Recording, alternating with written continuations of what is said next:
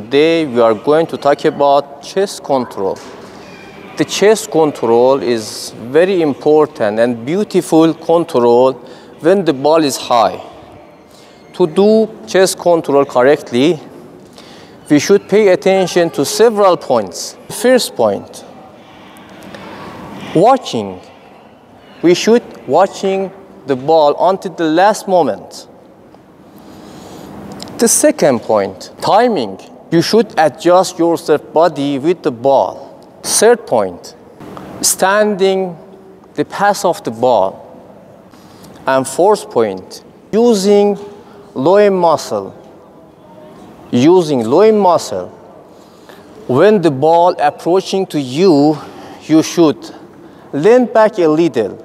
Lean back a little and tighten your lower muscles.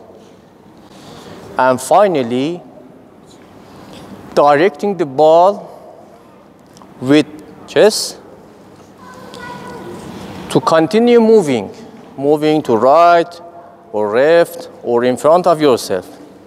مراحل کنترل سینه یکی از کنترل‌های خیلی مهم و قشنگ. وقتی که توپ تو ارتفاع است ما باید بدونیم که چجوری توپ رو کنترل کنیم و تحت اختیار خودمون قرار بدیم. برای کنترل سینه ما چند تا مرحله رو باید توجه داشته باشیم.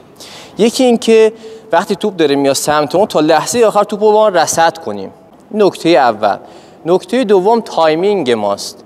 ما باید نقطه فرود توپ رو بتونیم تنظیم کنیم با بدن خودمون. توپ اگه جلو هست بیایم جلوتر، توپ عقب‌تر هست بریم عقب‌تر تا نقطه کنترل دقیقاً رو سینه ما باشه. نکته سوم، ما باید دقیقاً در مسیر توپ باشیم. نه اینکه در کنار بیایم توپ برخورد کنه به ما و پرت بشه سمت دیگه‌ای و از اختیار ما خارج بشه. کاملاً توی مسیر توپ قرار میگیریم. نکته چهارم که توی ضربه سر زدن هم خیلی مهم هست، استفاده از عضلات فیله کمر هست.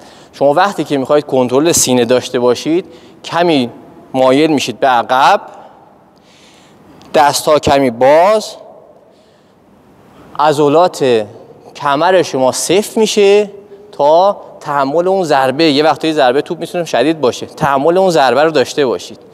وقتی کنترل میکنید حالا جهت دهی اون مهم هست. تا اینجا حالا میخواید جهت بدید توپ. اگه به سمت راست میخواید برید ضربه سینه سمت راست، اگه سمت چپ میخواید برید سمت چپ.